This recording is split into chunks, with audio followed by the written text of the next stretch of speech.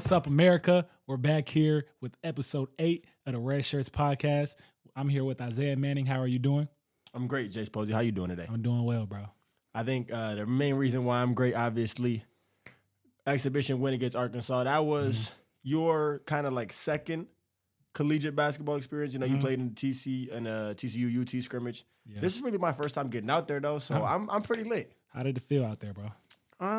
It felt great. You know, I was a little bit worried that I might have a shell shock feeling, but I mean, I just went in knowing I had a job to do, to bring energy, have my focus be on things outside of scoring, on defense, hustle, energy like that. And I mean, you know, we went in together. We went in a pretty influential run in that second or first quarter, and the energy was just great the whole time. How'd you feel? I loved it out there. You know, it felt good against the Texas scrimmage. That was kind of my like, as you said, like kind of my first like college experience out there on the court. And like it did feel kind of new since I haven't played a basketball game in a while. But the second time being on the court against Arkansas, I felt kind of more familiar with the game and I felt more comfortable and just more relaxed. And I mean, we got a great group of guys, so you're going to go out there and do your role and they're going to uplift you and you just got to play your role. And I mean, I feel like I did what I could do out there and I'm excited to do that for the rest of the season. And I did love what you talked about with the group of uplifting guys. Our energy just seemed a little bit better than the UT scrimmage. Like we went into halftime probably down like 6 or 7. 9.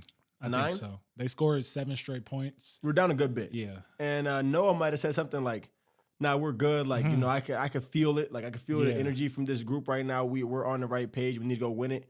And I mean, we did that. So shout out to Noah. He did a great job. Him and Frankie. They didn't have too many turnovers. They did a great job leading as the 2 starting guards, and they really just kind of brought a level of mature, poised energy. You know, I was kind of a battery that just kind of got released. Yeah. You know, just energy, and they were doing a good job of siloing it in the right direction. So I think we look great, man. Yeah, I agree. We got Florida A&M tomorrow. Obviously, we didn't have a whole lot of film on them. They got the whole new team with the new coaching staff or whatever.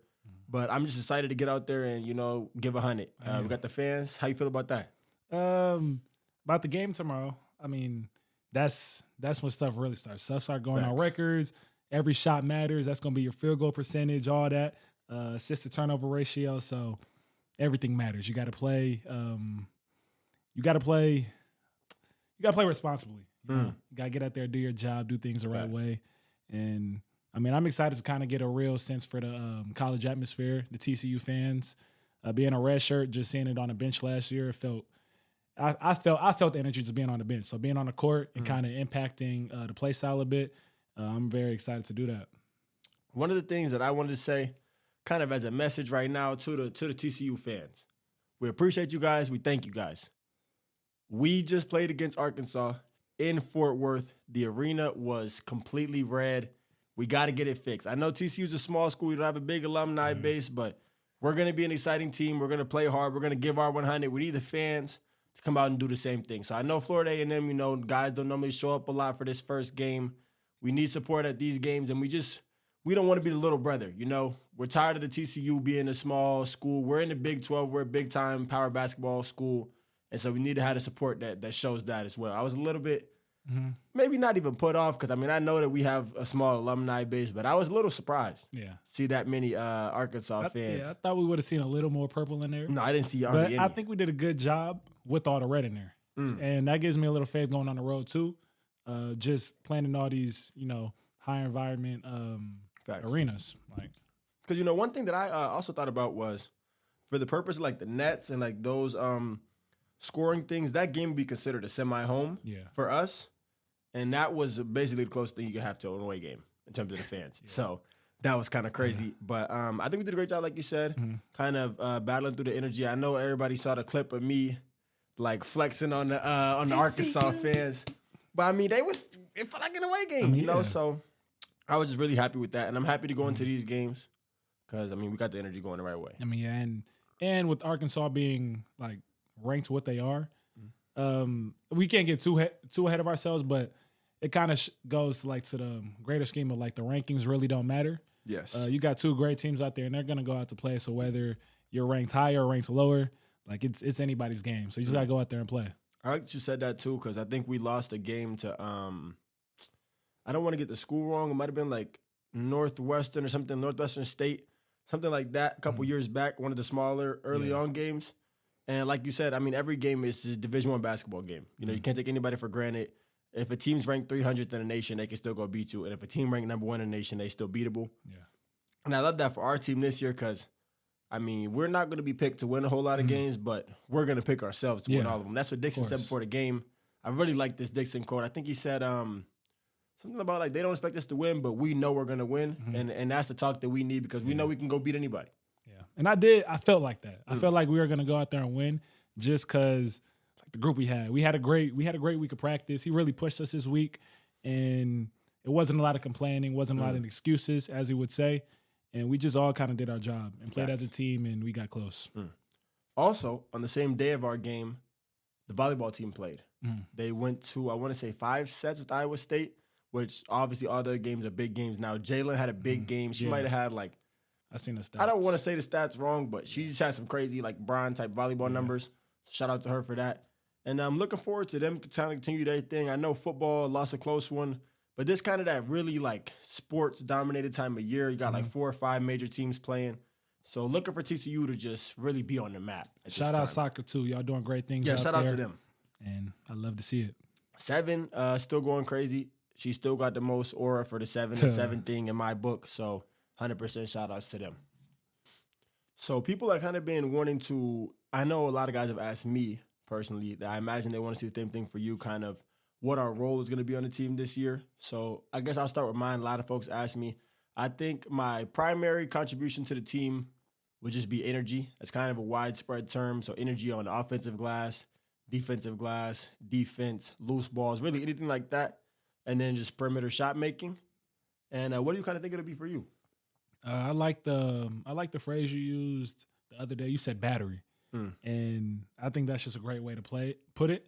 I'm ready to go in the game and just kind of be that source of energy for the team. As you said, getting on loose balls, playing defense, and just doing all the right things. You know, on the offensive end, the ball comes to me, stay confident in the shot, keep on shooting it, drive middle, try and get to the basket, and just look for other players. Yeah.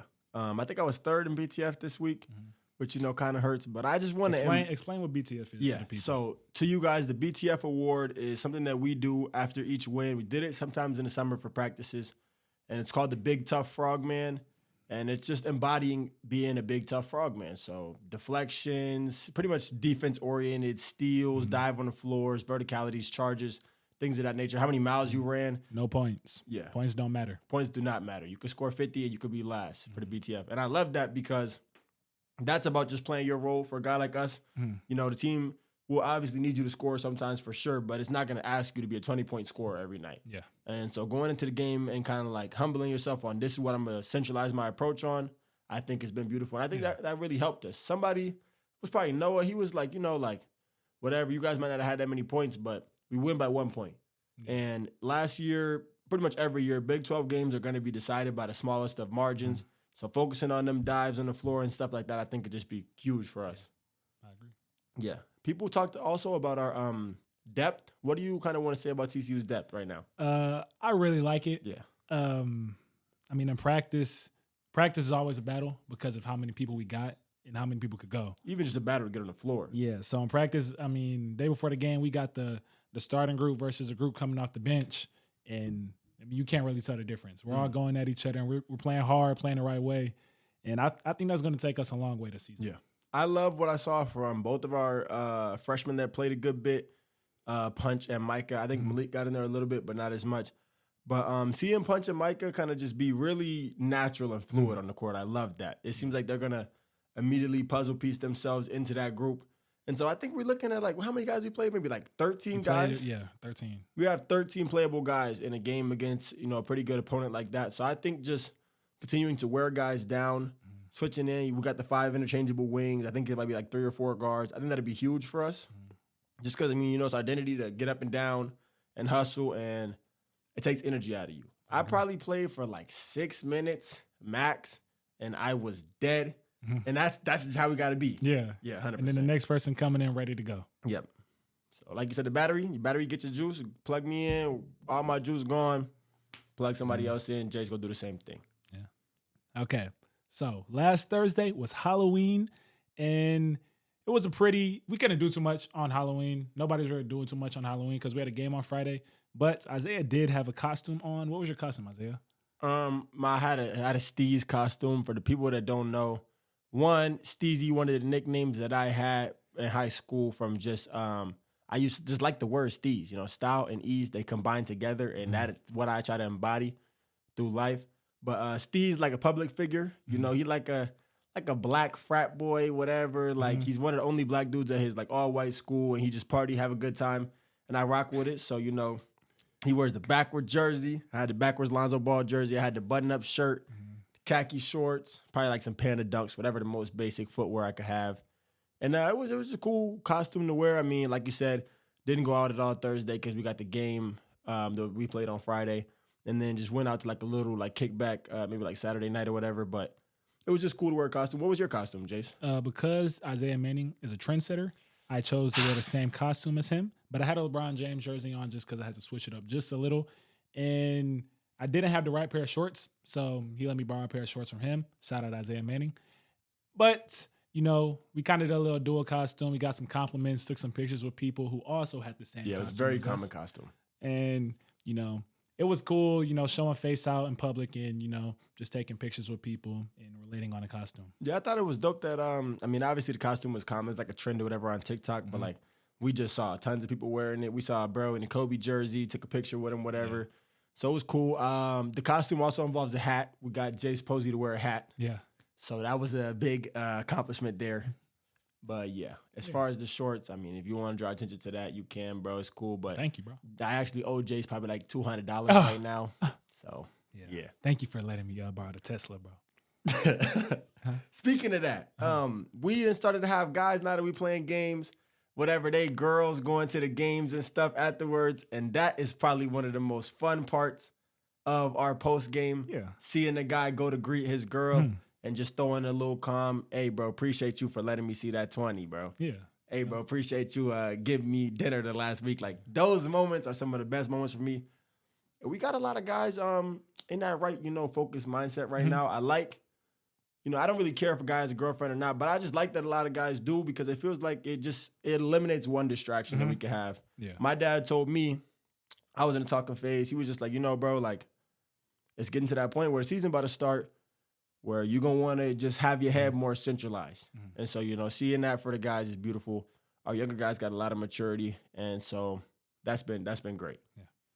So going back to the Baylor game, a couple of you guys might know that I had a bet with a Baylor fan page on the game. Were you familiar with the bet? I knew about it, but I'm going to let you explain it. Just to refresh it a little bit, what the bet entailed was that if Baylor football won the game, I will maybe get, like, I think it was a ticket to our Baylor game here for this burner account and probably like a dinner in Fort Worth or something like that. And if Baylor lost, then TCU, you know, on top. So they would have to buy Isaiah Manning jersey and wear it to the game. Unfortunately, we lost and down the stretch, couple crucial plays. So I'm going to have to do my part of the bet. And I have to just learn from compliance. It can't even be one of the tickets that we get. So I'm going to have to buy a ticket for this dude, which, I mean, damn. But it is what it is. You know, Flying T been getting me right this year. So get him his ticket to the game and whoop their ass. Tesla. And I do not have a Tesla. I drive proudly. Matter of fact, I'm glad we're talking about this in the podcast right now. Humble yourselves, guys. You know, start getting paid. Most of my money is going away. My mom handling it. I still drive a 2016 navy blue GMC Acadia. 8 seats, only use like 2 of them. It rumbles, jiggle a little bit when I take off sometimes. And I'm gonna drive it till it don't work anymore. And that's how you gotta do it. Yeah. Jace over here, he got the nice little Bronco tag on it, but you know, still a humble guy. You still can't gonna get rock my that. license plate number. We're cutting it out. Oh my God, bro. Yeah, bro. Sorry. You just giving away my license plate. You can't do that. You can't. Yeah, bro. All right, bro. Well then, we're gonna have to all of that. As Isaiah was saying, like being humble, athletes are getting money nowadays, and you know you can spend it however you want, but you know you need to have the right people around you to lead you in the right direction. 100%. Luckily, Isaiah has his mom, and she kind of helps him out in all these areas of life. So that's just some quick little tips for the younger athletes out there who are about to start getting paid in this new era of college sports. Yeah. So you talked about having the money and spending it the right way, spending it, smart, whatever. What's a purchase that you've made since you've gotten money that's just like, I got some money, I want to get this? Online shopping is very dangerous. You just kind of, you see clothes and it's not like, if you don't really see the physical money and you just see the money, real. Yeah, it don't feel real. So you might spend like a couple hundred on, not a couple hundred, but like 200 on maybe some cool little shorts and a t-shirt. Yeah. That's probably what I did. And that's not even no like irresponsible purchase, but I just spent some money on some clothes. And I'm trying to be like Isaiah, Steez. What was it? What does Steez mean again? Style and ease. Style and ease. But if you Jace Posey, you walk in the shop, you don't look at price tags. Easily buy anything, and then you style it. You got the Fear of God essentials right here. What the pants are? Same thing. Yeah. Oh my God, we the essentials crew right now. Go ahead and get us a Redshirt essential deal. Yeah. But yeah. But I think probably same thing. Some clothes. It just be easy to run through money, man. Yeah. And, my mom got on to me because even though I still probably split it up, this much just strictly goes to investment. I'm not touching it. And this much I'm keeping. Whatever percentage I get to keep for the month, I got to start locking in because I just be at, 0 at the end of every month. But, stuff just look cool. This hoodie is a cool hoodie. Why would I not buy this? But, trying to lock in on that, get it down. I love what TCU has in place for us in terms of financial direction. I know that Ray works a little bit with the NIL, and as well we got advisors and all that stuff. But that's dope. And I love just all the structure they have for us. I want to talk today about Hoop Chapel. You and I have both gone to it. We hold it at TCU the day before the games. I think it's a beautiful thing we do. I know people talk about the C being little at TCU for T Christian if you want to, university. But if you want to. And just going in there, listening to our guy. Shout out to the dog Coleman for getting us right with that every week, coming in, bringing a bunch of energy in the name of God and a positive aspect. And for a guy like me who didn't grow up too religious, but, still believes and still want to just kind of gain knowledge, it's been beautiful. Taught us a lesson this week that I really appreciated about kind of keeping a foundation. And I think that just kind of continuing to learn from him before each game would be great. So I love that. It's very inspirational. Just he's just coming there with a lot of energy. A lot of energy. And he's not even around the team that much. But he always prays for every player. He always asking for the roster, so he gets all our names, and he's going to pray for us the night before practice, night before games, and that means a lot.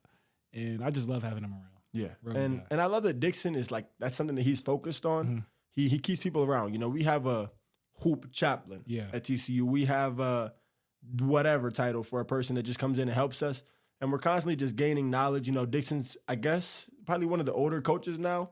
And so because of that, he has a wide range of connections, and I love that he kind of brings them into us consistently because, we're learning. Yeah. Talk about being a grown man now, but still a young man, having so much to learn and just constantly bringing in quality men and women for us to learn from. Yeah.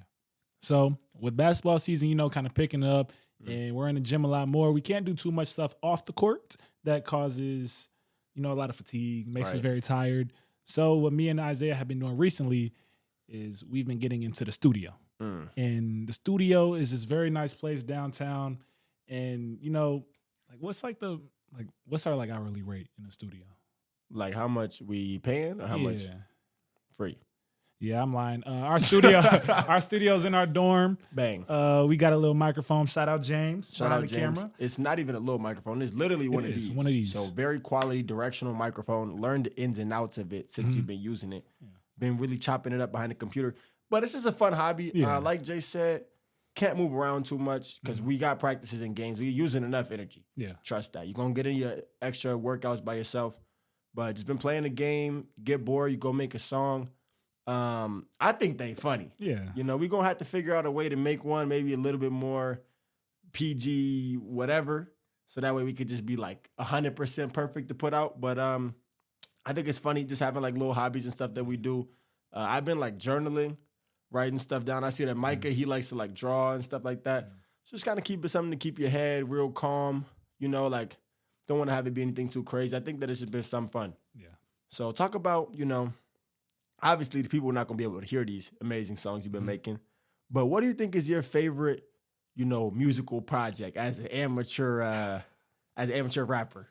So me and Isaiah have a song called Punch Salad. It's actually a very cool song, very unique song. It has a lot of different tracks, maybe like 15-second segments of the tracks.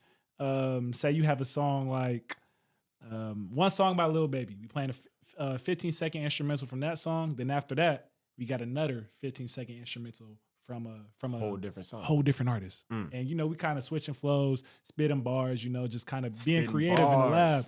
So, that's probably one of my favorite projects. What about you? Yeah, that one fun. Yeah. That one was cool. It's a classic. And it's just like, this is something that like it stays in a small circle. You got the IG close friends, they can hear these little songs or whatever.